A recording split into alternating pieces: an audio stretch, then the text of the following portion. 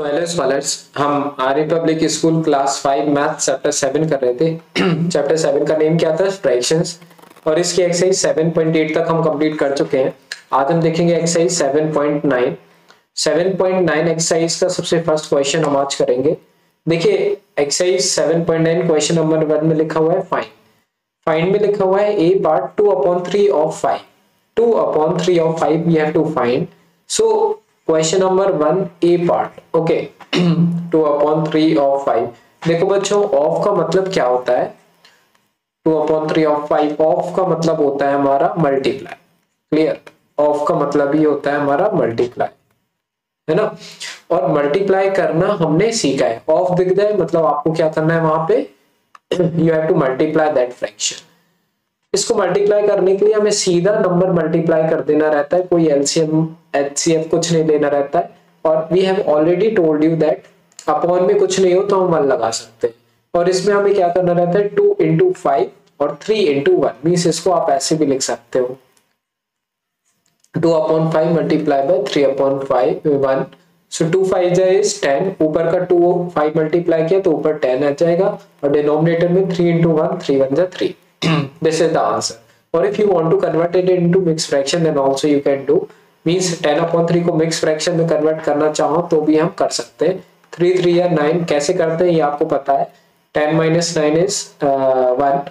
तो ये क्या आ जाएगा हमारा, ये वाला 3 हमारा आता है, ये लाइन खींचने के बाद नीचे यहाँ पे ये 3 डिनोमिनेटर में, this one goes to numerator। Clear? तो दिस इज द आंसर। इन दोनों में से जो भी आप लिखना चाहें, दोनों ही हमारे क्या है बच्चों, answer. Clear? And this is the process for solving this types of questions. 3/8 of 4 B part भी हम करेंगे। 3/8 of 4 again I am telling you 3/8 of का मतलब मल्टीप्लाई और ये हमने 4। अब मैं देख रहा हूं कि ये दोनों मेरे कोई सेम टेबल में आते हैं क्या? तो बिल्कुल आते हैं। ये आते हैं हमारे 4 की टेबल में। 4 की टेबल में 8 भी आता है और 4 की टेबल में 4 भी आता है। That's why we can cut these two numbers। तो 4 1 जा 4 होता है तो मैं 1 लिखूंगा और 4 2 जा 8 होता है तो मैं 2 लिखूंगा। आगे मैं फिर से फ्रैक्शन लिख दूंगा, 3 का 3 2 का 2 मल्टीप्लाई और ये मेरा 1 हो चुका है। तो ये आपको करना है। अब 3 1 जा मेरा हो जाएगा। देखो ये मेरा जो नंबर है ना, इसके नीचे मैं 1 लिख सकता हूँ अगर आपकी अंडरस्टैंडिंग के लिए, लेकिन आप नहीं भी लिखेंगे अपॉन में 1 तो भी चल जाएगा। तो 3 1 जा हो जाएगा बच्चों मेरा 3, तो न्यूमरेटर मेरा हो गया 3 और नीचे 2 1 जा हो गया मेरा 2, तो मैं यहाँ पे क्या लिख दूंगा 2। सो this is the answer. Clear? This is the answer. Can be converted into mix fraction, अगर आप चाहें तो कर भी सकते हैं। 2 1 जा 2, 3 में से 2 गया तो 1, ये 1 मेरा यहाँ आ जाएगा, ये 2 मेरा नीचे आएगा डिनोमिनेटर में और नीचे वाला 1 मेरा सबसे ऊपर जाता है। तो 1 1/2 is the answer for that question. Clear? अब हम करते हैं सी पार्ट। देखो सी पार्ट में बी पार्ट तक हम कंप्लीट कर चुके हैं। Now in C part 3/4 of 12। Clear? C part means 3/4 of 12। Again if you see here, तो ऑफ की जगह हम क्या लिख देंगे बच्चों, मल्टीप्लाई 12। और इधर पे हमें क्या करना है, हमें चेक करना है ये दोनों कोई सेम टेबल में आते हैं। तो 4 की टेबल में 4 भी आता है और 4 की टेबल में 12 भी आता है ना। हमें ये चेक करना है कि सबसे बड़ी कौन सी टेबल हो सकती है ना। तो 2 की टेबल में भी 4 और 12 आता है, so we can cut, no problem. But we have to find out the maximum table. जो सबसे बड़ी टेबल आएगी उसको हमें फाइंड आउट करना है और उससे कैंसिल आउट करते जाना है। तो 4 1 जा 4 एंड 4 3 जा 12। तो 3 और 3 बचा हमारा, तो ये हम मल्टीप्लाई कर देंगे। तो मैं अगर लिखना चाहूँ 3/1 into 3 लिख दिया मैंने और ऊपर वाली वैल्यू मेरी मल्टीप्लाई हो जाएगी 3 3 and 9/1 और इसको मैं क्या लिख सकता हूँ, अकेला 9 लिख सकता हूँ। सो सी पार्ट हमारा ये हो गया। अब हम करते हैं डी वाला पार्ट। डी वाला पार्ट है, देखो यहाँ पे 4/5 मल्टीप्लाई 4/5 ऑफ 10, 4/5 ऑफ 10। तो मैं लिख देता हूँ 4/5 ऑफ 10। नाउ सॉल्यूशन 4/5 लिखेंगे, ऑफ की जगह मल्टीप्लाई हो जाएगा और ये 10 हो जाएगा।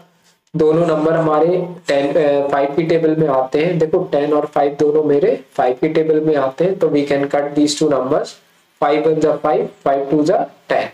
अब मेरा ऊपर 4 बचा और 2 बचा और नीचे अकेला 1 बचा। 4 2 जा 8 और 1 का 1 और 8 अकेला एज इट इज, मैं we can write it like this.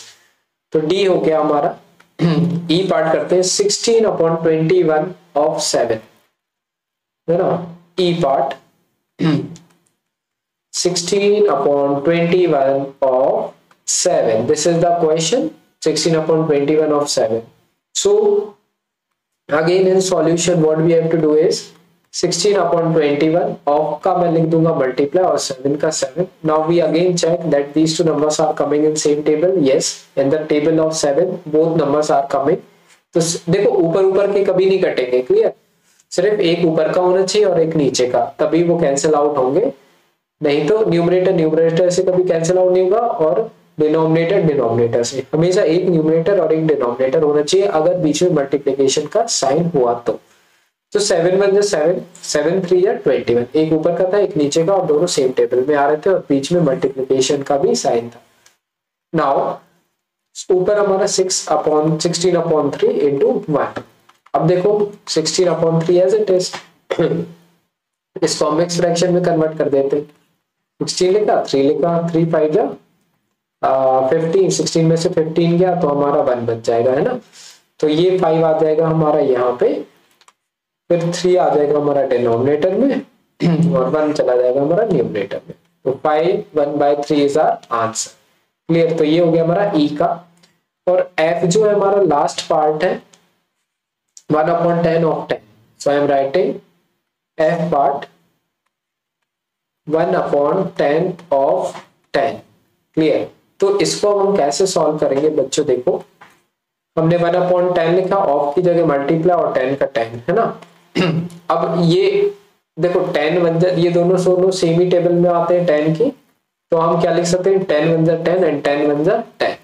तो 1 into 1/1 बचा, तो 1 1 1/1 और हम सिंपली 1 लिख सकते हैं। तो ये मैं आपको समझाने के लिए लिख रहा हूं, लेकिन आप डायरेक्ट देखकर भी इसको 1 लिख सकते हैं क्योंकि 10 और 10 तो अपने आप ही कैंसिल आउट हो जाएंगे ना, क्लियर। तो ये हुआ बच्चों हमारा क्वेश्चन नंबर 1 कंप्लीट। अब हम देखते हैं question number 2। So question number 2 अगर आप देखोगे तो इसमें लिखा है multiply and right your answer in lowest form. कह रहे हैं मल्टीप्लाई करो और अपना आंसर को लोएस्ट फॉर्म में लिखो। तो हम चलो करते हैं स्टार्ट। सबसे पहले अगर हम ए पार्ट देखें बच्चों, तो ए पार्ट में लिखा हुआ है, देखो ये है ए पार्ट 2/5 मल्टीप्लाई बाय 1/3 में, तो और हमारा आसान कर दिया काम। देखो 2/5 multiply by 1/3 I am writing solution. तो देखो हम जानते हैं कि सबसे पहले चेकआउट कर लो क्या कोई ऊपर नीचे वाला नंबर सेम टेबल में आ रहा है। तो 2 और 3 किसी सेम टेबल में नहीं आते, 2 और 5 किसी सेम टेबल में नहीं आते, 1 3 ये सब नहीं आ रहे हैं, किसी सेम टेबल में नहीं आ रहा हमारा कोई भी नंबर, तो हम कैंसिल आउट नहीं कर सकते। तो अब हमें डायरेक्ट एक ही रास्ता बचता है कि हम दोनों को सीधा मल्टीप्लाई कर दें, क्योंकि हमें एलसीएम वगैरह नहीं लेना रहता है मल्टीप्लिकेशन में। तो 2 1 जा ऊपर का 2 हो जाएगा और नीचे 5 3 या 15, तो एज इट इज नीचे वाला हमारा 15 हो जाएगा, clear. So this is the answer. Now हम देखते हैं सेकंड पार्ट। देखो बी पार्ट में क्या दिया हुआ है हमारे लिए कि 3/5 multiply by 4/9, clear. 3/5 multiply by 4/9। जब हम इसको सॉल्व करेंगे तो एक बार और हम लिखेंगे सॉल्यूशन में 3/5 4/9। चेक करो कोई नंबर सेम टेबल में आ रहा है क्या। तो अगर हम देखें तो ये दोनों नंबर मेरे सेम टेबल में आ रहे हैं, 3 और 9 मेरा 3 की टेबल में आते हैं, तो मैं इसको कैंसिल आउट कर सकता हूँ, है ना। तो 3 1 जा 3 और 3 3 जा 9, क्लियर। तो ये मेरा क्या बन जाएगा, ये फ्रैक्शन 1/5 और ये बन जाएगा मेरा 4/3, क्लियर। तो अब मैं इन दोनों को अब कोई से नंबर सेम टेबल में नहीं आ रहे हैं मेरे, ना तो मेरा 1 के साथ 3 कोई टेबल में आते हैं सेम टेबल, ये दोनों भी सेम टेबल में नहीं आते। याद रखना एक न्यूमरेटर वाला और एक डिनोमिनेटर वाला, है ना, वही दोनों कैंसिल आउट हो सकते हैं। कभी भी न्यूमरेटर न्यूमरेटर या डिनोमिनेटर डिनोमिनेटर वाले कैंसिल आउट नहीं होते हैं। नाउ इसको मैं डायरेक्ट लिखूंगा 1/4 मल्टीप्लाई बाय 5 into 3। तो 1 4 जा क्या हो जाएगा बच्चों मेरा 4, क्लियर। और 5 3 जा मेरा क्या हो जाएगा 15। तो मैं यहाँ पे क्या लिख दूंगा 15। This is the answer for second part, B part. अब हम सी पार्ट पे आ जाते हैं। सी पार्ट में देखो क्या लिखा है 5/6 into 7/10, ठीक है। तो ये लिखता हूं मैं सॉल्यूशन।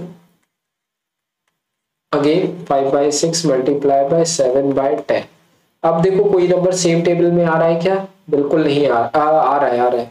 देखो ये दोनों नंबर अगर मैं चेकआउट करूं 5 और 10 दोनों मेरे 7 की 5 की टेबल में आते ना। तो कैसे? 5 1 जा 5 एंड 5 2 जा 10। तो मैं इन दोनों को कैंसिल आउट कर दूंगा। नाउ मेरा फ्रैक्शन बन जाएगा 1/6 मल्टीप्लाई बाय 7/2। अब हम क्या करेंगे बच्चों? इन दोनों को मल्टीप्लाई और इन दोनों को मल्टीप्लाई। ठीक है, तो 1 7 जा क्या हो जाएगा बच्चों मेरा 7 और 6 2 जा हो जाएगा 12। So this is the answer for C part. अब हम आ जाते हैं डी पार्ट पे। ठीक है, ये मैं करता हूं एक लाइन ड्रॉ। ओके, तो डी पार्ट में देखो क्या लिखा हुआ है 3/11 into 22/27। Clear? D part 3/11 multiply by 22/27। तो सबसे पहले चेकआउट करते हैं कि क्या ये दोनों नंबर किसी सेम टेबल में आते हैं क्या। तो मैं फिर से लिख रहा हूं। तो आप मुझे बता सकते हो है ना बच्चों, ये थोड़ा सा सोचो और मुझे बताओ कौन सी सेम टेबल में ये दोनों नंबर आते हैं। मुझे आपसे जानना है थोड़ा सा। तो अगर आप ध्यान से देखोगे, देखो सोच लिया। तो देखो ये 3 और 27 ये दोनों मेरे 3 की टेबल में आते हैं या नहीं?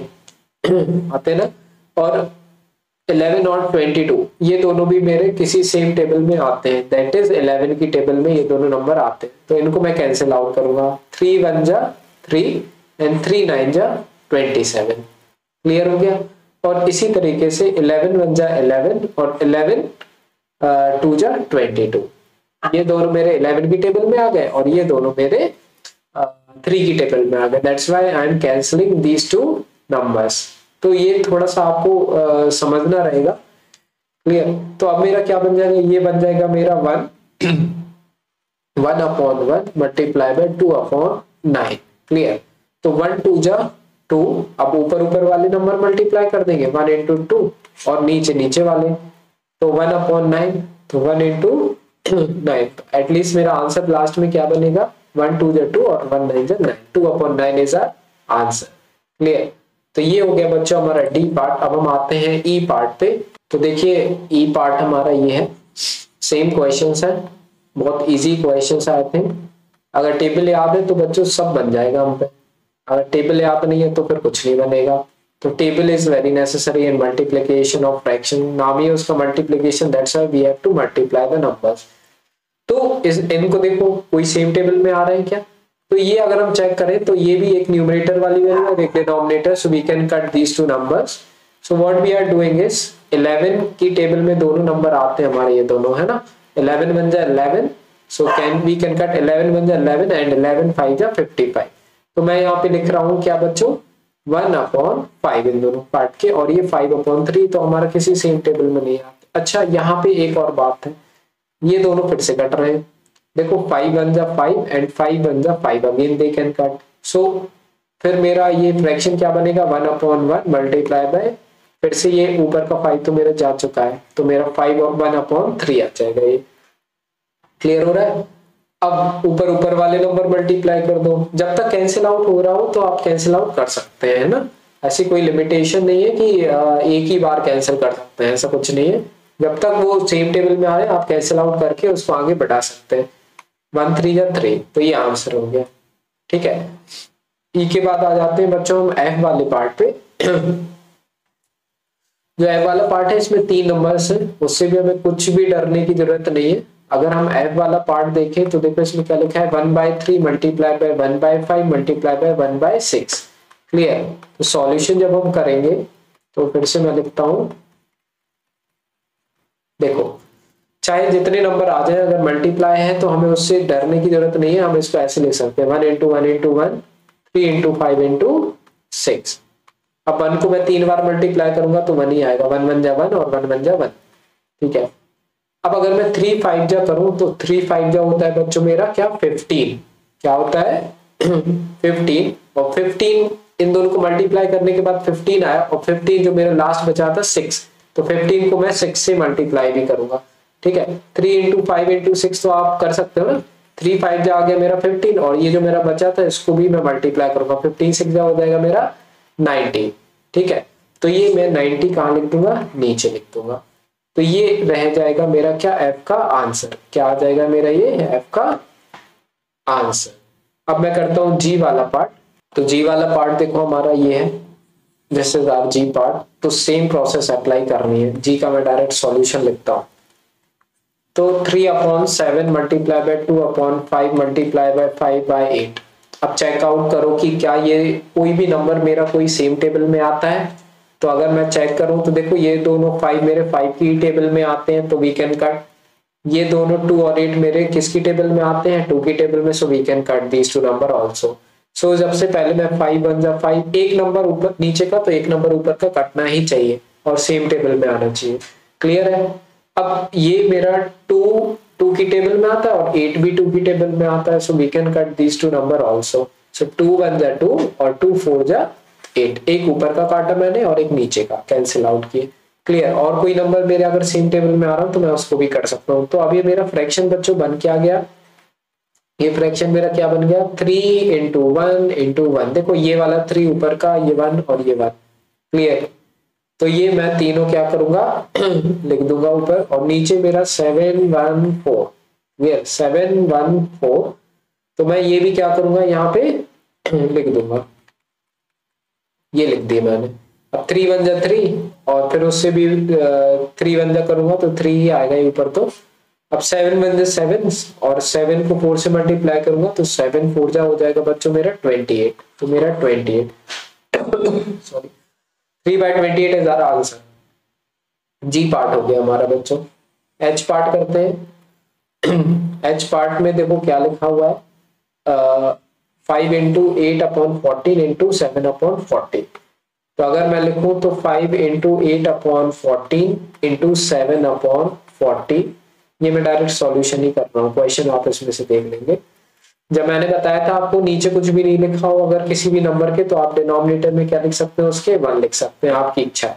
तो इसको मैंने लिखने के बाद इसको ऐसे लिख सकते हैं। क्लियर। अब चेक कर लो कौन सा नंबर कौन सी सेम टेबल में हमारा आ रहा है। तो अगर मैं देखूं तो देखो यहाँ पे 8 और 40 दोनों मेरे सेम टेबल में आते हैं, 8 की टेबल में। तो सबसे पहले तो मैं इसको ही काट देता हूँ। क्लियर। तो 8 1 जा 8, 8 5 जा 40, सेम टेबल में आना चाहिए, एक ऊपर का एक नीचे का। सिमिलरली अगर मैं ये देखूं 7 और 40 दोनों 14 दोनों मेरे 7 की टेबल में आते हैं। तो 7 1 जा 7 और 7 2 जा 14, ये भी मेरे कैंसिल आउट हो गए। आगे चलो अभी मैं जितना बचा हुआ है उतना मैं लिख देता हूँ। पहले ये 5/1 बचा था, ये मेरा बचा 1/2 और ये से थर्ड वाला बचा 1/5। क्लियर। और कुछ कट रहा है क्या, कोई और कौन सी वैल्यू कैंसिल आउट हो रही है। तो देखो ये नीचे वाली और ये ऊपर वाली दोनों 5 5 है, तो ये मेरे 5 की टेबल में आते ही है, तो मैं इसको क्या कर दूंगा, कैंसिल आउट कर दूंगा। तो ये मेरा क्या हो जाएगा बच्चों, 5 1 जा 5 और ये भी 5 1 जा 5। तो एट लास्ट मेरा बचा क्या, ऊपर 3 1 बचे और नीचे मेरा बचा 1 × 2 × 1। अब 1 तो चाहे जितनी बार मल्टीप्लाई कर लो 1 ही होता है बच्चों, और ये 1 2 जा 2 और 2 1 जा 2। तो मेरा क्या आ गया 2, 1/2 इज आवर फाइनल आंसर। तो ये हो गया हमारा एच पार्ट भी कंप्लीट। तो हमने सारे पार्ट कंप्लीट कर चुके हैं क्वेश्चन नंबर 2 तक के। क्लियर। तो ये हुआ बच्चों हमारी एक्सरसाइज 7.9 के 1 और 2 क्वेश्चन। इसके बाद देखेंगे हम क्वेश्चन नंबर 3 नेक्स्ट वीडियो में। कुछ भी पसंद आया वीडियो में प्लीज लाइक करना, सब्सक्राइब जरूर करना चैनल को, अपने फ्रेंड्स को आप बता सकते हैं। क्लियर, उनकी भी हेल्प हो सकती है। और बस मिलते हैं नेक्स्ट वीडियो में। कोई भी क्वेश्चंस या फिर कोई भी डाउट हो तो कमेंट सेक्शन में आप पूछ सकते हैं। मिलते हैं नेक्स्ट वीडियो में। बाय।